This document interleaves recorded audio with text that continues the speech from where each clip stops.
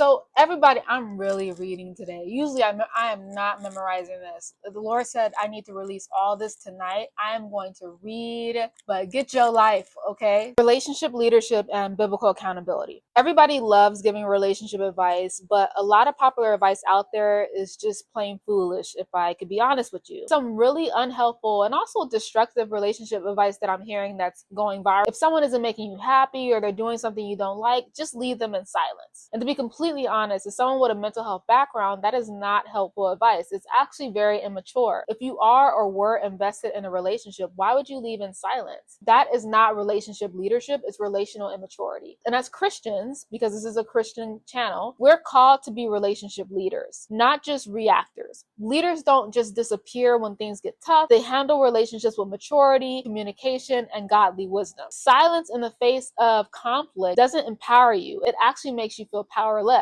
Now, that doesn't mean you just say what's on your mind, because if you're expressing yourself, but you're still being rude, prideful, or hurtful, you're misaligned with God's standards, and you're still going to feel disempowered at the end of the day. You won't feel at peace. You'll just feel bitter. Instead, real godly relationship leadership means, for example, just because someone else is giving you the silent treatment doesn't mean that you have to follow their lead. You can acknowledge it and say, hey, I noticed that you're not talking right now. I hope everything is okay, but let me know when you're ready to have a conversation. And if they continue to act in a way that makes you uncomfortable or doesn't honor you, you set the boundaries where necessary. That's maturity. That's relationship leadership. Too many of y'all walk away from things because you think people can read your mind and they can't. You need to learn how to communicate effectively, set boundaries. If somebody else is messing up, it's love to actually tell them the truth, especially if they're doing something that's not just harmful to you, but harmful to themselves. And then at the end of the day, if they're still like blowing you off, then okay, leave them alone. But leaving in silence is not leadership. You're called to be a godly example. And so a lot of people struggle in relationships because they were raised around dysfunctional models of communication. They learned how to shut down, lash out, or run away because that's what they saw growing up. But the only way to break that cycle is to have more relationship leaders, people who are rooted in godly values, who can model something better. When we see healthy relational dynamics,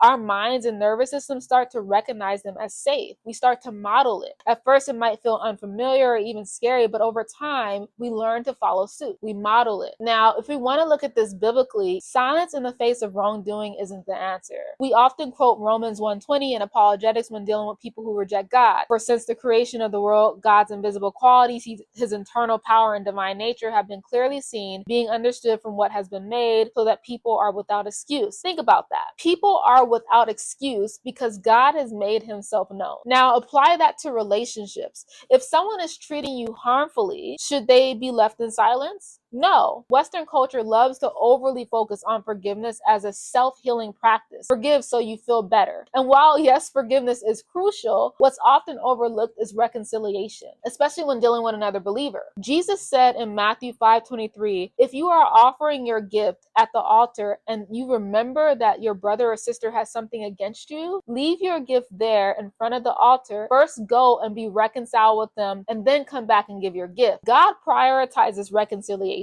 Sin isn't just about breaking God's law. It's about harming others, and God takes that seriously. That's why scripture commands us to address sin when we see it, so that the burden of accountability is no longer on us. You see that in Ezekiel 3:18 and Matthew 18:15 through 17. I mean, can you imagine someone at the end of their life standing before God trying to excuse their wrongdoing by saying, I didn't know it was wrong? Now imagine if they had been told the truth, yet still refused to acknowledge it. They're without excuse. If someone sins against you and you approach them with truth and love, you've done your part. The burden is now on them, not on you. They are without excuse. And so Paul continues in Romans 1:21 through 23. For although they knew God, they neither glorified him as God nor gave thanks to him, but their thinking became futile and their foolish hearts were darkened. Prideful people who refuse correction don't get wiser. They become more foolish, more blind, and more hardened to their sin. Scripture often compares the sinful man to a beast, because when people reject God,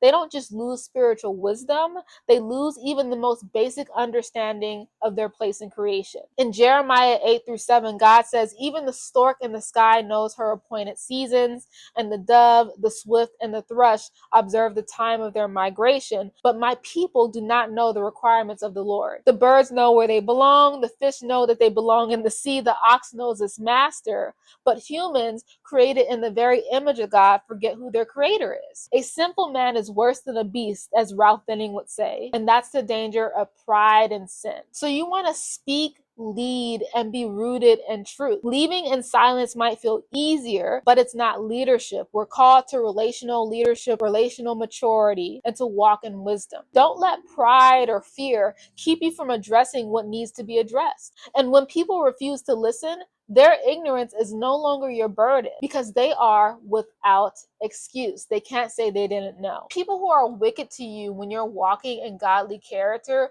only bring more judgment on themselves. It's the harmony of life. The Lord works it out, right?